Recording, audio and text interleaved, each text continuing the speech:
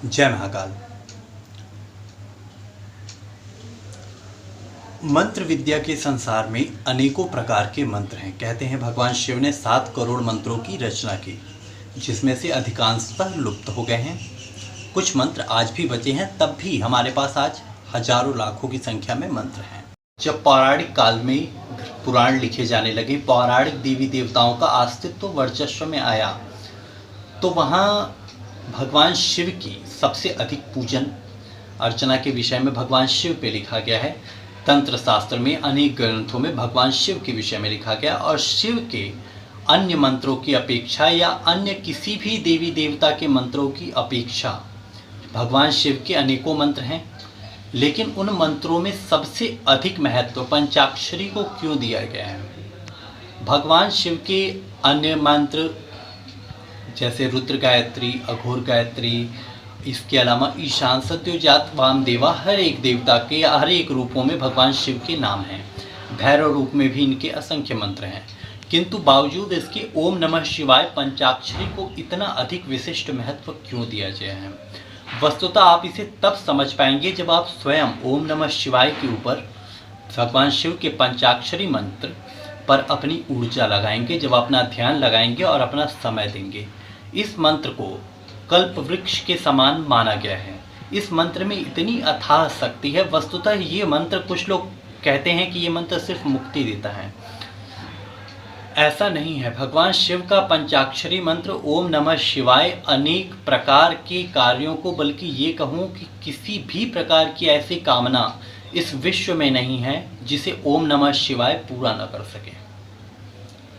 किसी भी प्रकार की कामना, और जब मैं ये बात आपसे कह रहा हूँ कि किसी भी प्रकार की कामना, तो यहाँ मेरा मतलब आपकी आर्थिक समस्या से भी है, आपके लिए धन प्राप्ति, अंक सिद्धि, सट्टे का नंबर तक, इसके अलावा किसी भी प्रकार का मारण, मोहन, वशीकरण, विभिन्न प्रकार के कर्मों को ये मंत्र सिद्ध कर देता है। किंतु ये मंत्र विश्व के जगत गुरु का है। भगवान शिव जगत गुरु के पदवी प्राप्त हैं, तो उनका मंत्र ओम नमः शिवाय, ये तो सत्य है कि ये मंत्र किसी भी प्रकार के कार्य को सिद्ध कर देगा, लेकिन ये किसके लिए करेगा? बिना आपकी पात्रता, बिना आपके भीतर की भक्ति, बिना आपकी दिव्यता को देखे ये मंत्र कार्य नहीं करेगा। वस्तुतः पंचाक्षरी कितना अधिक शक्तिशाली हो सकता है, इसके लिए आपको ये समझना होगा कि आप कितना अधिक शक्तिशाली इसे बना सकते हैं। आप अगर चाहें तो आप इसे असीम शक्ति दे सकते हैं, और अगर आप न सही विधि से प्रयोग करें तो ये मंत्र आप कितना भी जाप कर लें, 1.25 लाख कर लें, 5 लाख कर लें, इस मंत्र से बहुत सीमित ऊर्जा निकलेगी। शायद आपको मानसिक शांति भी न दे पाए। वास्तव में आपको अगर पंचाक्षरी को समझना है, भगवान शिव के पंचाक्षरी मंत्र को हम लोग सही ढंग से इस्तेमाल भी नहीं करते हैं, और हम सामान्यतः इसे ओम नमः शिवाय इसी ढंग से जाप करते हैं। किंतु जिस प्रकार से किसी कामनाओं के लिए यदि इनका जाप किया जाता है, तो ओम नमः शिवाय को संपुटित कर दिया जाता है। इसके अलावा इसमें कुछ बीज मंत्रों का भी प्रयोग कर दिया जाता है। उससे इसकी मंत्र को, उससे पंचाक्षरी मंत्र को एक दिशा निर्देशित हो जाती है कि अब इस मंत्र को करना क्या है। ठीक है, गोरखनाथ जी ने कहा है, नमः शिवाय से मुक्ति न होवे तो गोरख अपना मस्तक देवे।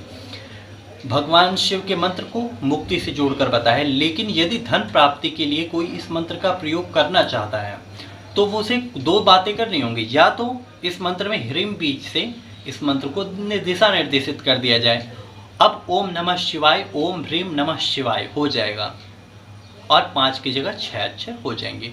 ओम नमः शिवाय, ओम ह्रीम नमः शिवाय, ओम क्लीम नमः शिवाय, ओम ऐम नमः शिवाय, ओम भ्रम नमः शिवाय। इस प्रकार से ये मंत्र अपने विभिन्न रूपों को प्राप्त कर लेगा, और जैसी इस मंत्र को दिशा दी जाएगी, ये उस आधार पर अपना कार्य कर देगा। दूसरा विषय यह है कि मंत्र को संपुटित करके अपनी कामना को इस मंत्र से संपुटित करके बोल देना। जैसे ओम नमः शिवाय अखंड लक्ष्मीं देहि देहि शिवाय नमः ओम नमः। ओम नमः शिवाय अखंड लक्ष्मीं देहि देहि शिवाय नमः ओम। ओम नमः शिवाय अखंड लक्ष्मीं देहि देहि शिवाय नमः ओम। अब ओम नमः शिवाय का शिवाय नमः ओम हो गया। ओम नमः शिवाय अमुकस्य विद्वेषणम कुरु कुरु शिवाय नमः ओम। लेकिन आपको एक बात यहाँ समझनी होगी कि मंत्र के बाद आपको फट का प्रयोग कहाँ करना है, स्वाहा का प्रयोग कहाँ करना है, नमः का प्रयोग कहाँ करना है, क्योंकि मंत्र के लिंग को भी निर्देशित करना पड़ता है कामना के अनुसार। मंत्र पुरुष लिंग है, स्त्रीलिंग है अथवा नपुंसक लिंग है, ये तय होता है उसमें नमः, स्वाहा या फट वासठ आने से। तो इनका कब प्रयोग करना है ये एक जटिल विज्ञान है, जिसे समझना या समझाना एक कुछ शब्दों में संभव नहीं है। लेकिन मुख्य रूप से जब आप भगवान शिव के पंचाक्षरी मंत्र से आप अपनी आर्थिक समस्या को दूर करना चाहते हैं, तो यही पंचाक्षरी मंत्र ओम नमः शिवाय, ओम ह्रीम नमः शिवाय करके यदि आप इसका जाप करना शुरू कर दें तो आपको इसके में अत्यंत चमत्कारिक परिणाम प्राप्त होंगे। ओम नमः शिवाय का पीपल के पेड़ के नीचे बैठ करके नियमित रूप से अगर 41 दिन तक जाप कर दिया जाए तो 41 दिन में ओम नमः शिवाय का अत्यंत विशिष्ट प्रभाव प्राप्त होता है, जिससे इतर योनियां साधक के संपर्क में आना चालू कर देती हैं और साधक के कार्यों को सिद्ध करना शुरू कर देती हैं। यदि ओम नमः शिवाय का जाप शमशान भूमि में किया जाता है तो ये ओम नमः शिवाय मंत्र शमशान के गुणों का प्रभाव ले लेगा। यानी ओम नमः शिवाय मंत्र का जिस प्रक्रिया से, जिस पूजा विधान के तहत, जिस पूजा प्रक्रिया और जिस मांत्रिक समीकरण के साथ इसे जपा जाएगा, ये वैसा ही प्रभाव देना शुरू कर देगा। ओम नमः शिवाय यक्ष यक्षिणी सिद्धि भी करवा सकता है। ओम नमः शिवाय इतर योनियों की साधना सिद्धि भी दे सकता है। ओम नमः शिवाय वैताल और वीरभद्र जैसे शक्तियों को नियंत्रित भी कर सकता है। ओम नमः शिवाय तंत्र की किसी भी भीषण घातक से घातक मंत्र की काट भी कर सकता है, क्योंकि यदि पंचाक्षरी किसी मंत्र को काटने उतर गया तो पंचाक्षरी का सामना कर पाने की शक्ति किसी भी मंत्र में नहीं है। पंचाक्षरी अत्यंत विशिष्ट मंत्र है और मुख्य रूप से पंचाक्षरी का सबसे बड़ा क्या इसका उपयोग है, पंचाक्षरी का सबसे मुख्य लक्ष्य क्या है। ये कर बहुत कुछ सकता है, लेकिन मुख्य इसका कार्य है आपको शिवमय बना देना, आपके जीवन को शिवमय बना देना। आपको शिवमय बना सकता है ये मंत्र ओम नमः शिवाय।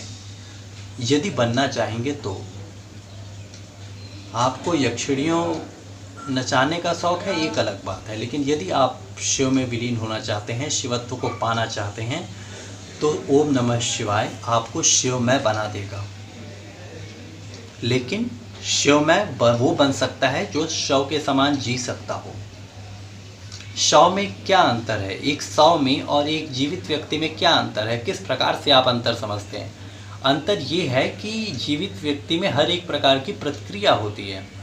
जैसे आप खुशी की बात होगी तो प्रसन्न होगा, दुख की बात होगी तो रोएगा, वो चल पाए ना फिर पाए, उसके हाथ कट जाएं, उसके पैर कट जाएं, लेकिन उसमें भावनाएं होती हैं।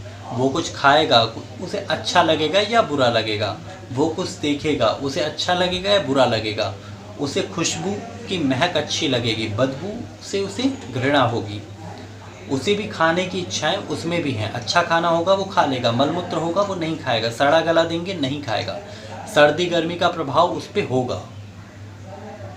लेकिन जिसका इन सब पे प्रभाव ही ना पड़े वो शव है। और शव का अर्थ मरना ही नहीं होता, जीवित हो करके भी शवमय बना जा सकता है। और शवमय मनुष्य ही शिवमय हो पाएगा, क्योंकि जब उस शव में विशुद्ध आद्या शक्ति अपना प्रभाव ईकार जोड़ देती हैं तो वही शव शिव में परिवर्तित हो जाएगा। और ये करने का कार्य भगवान शिव का पंचाक्षरी मंत्र ओम नमः शिवाय करता है।